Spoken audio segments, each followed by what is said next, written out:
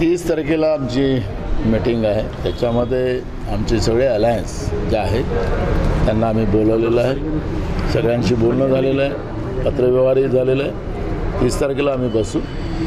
या 30ला नाहीतर या येणाऱ्या 8-10 दिवसामध्ये महाराष्ट्रामध्ये लोकसभेच्या जागेच्या वाटपाचा जवळपास निर्णय होऊन जाईल.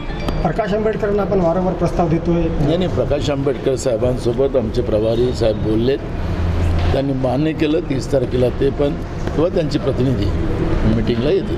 त्यांनी किती जागांची मागणी केली आपली? तर मीटिंगमध्ये आता 30 तारखेला होणार ना, तर आज आपण 27 तारखेत आहोत. असं सांगितलं होतं की मुंबईच्या ज्या 4 जागा लोकसभेच्या त्याच्यावरती उद्धव बाळासाहेब ठाकरे गटाचा दावा आहे. हे चालत राहणार आहे म्हणून तुम्हाला सांगितलं की 8-15 दिवसामध्ये हा सगळा खुलासा आपल्यासमोर येईल. मला एक लोकसभेतलं भाषण लालू प्रसादांचं आठवतं की आपल्या तोंडात 32 दात असतात पण नितीश कुमाराच्या पोटात 32 दात आहेत असं ते म्हणाले होते. आणि म्हणून आत्ता आमचे प्रभारी चनितलाजींनी जे सांगितलं की ते आपल्या राजकीय फायद्यासाठी केव्हाही इकडे तिकडे होऊ शकतात. त्यामुळे या अस्थिर राजकारण करण्याच्या मागं जी आपण पाहिलं की 2014 ते आतापर्यंतचा काळ नीतिमत्ता आणि या सगळ्या व्यवस्थेला मातीमोल करण्याचं पाप BJPने केलेलं आहे. भ्रष्टाचाराने पैसे कमवा, लोकांना विकत घ्या, त्यांचे 2 कार्यकर्ते ED आणि CBIचा वापर करा आणि सगळे नीतिमूल्ये संपवण्याचं पाप BJPने केलेलं आहे.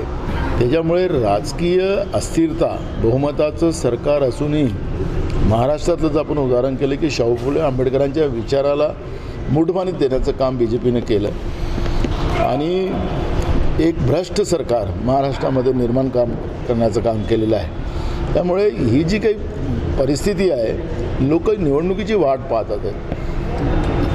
निवडणुका सुरू झाल्यानंतर भाजपला त्यांचं घर दाखवण्यासाठी, त्यांना घरी वापस पाठवण्यासाठी लोकांनी मानस बनवलेला आहे. हे चित्र आपल्याला पाहायला मिळेल.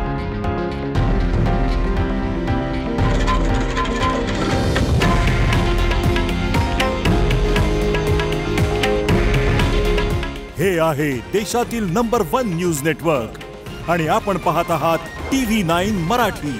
काळजी तुमची, हित महाराष्ट्राचं.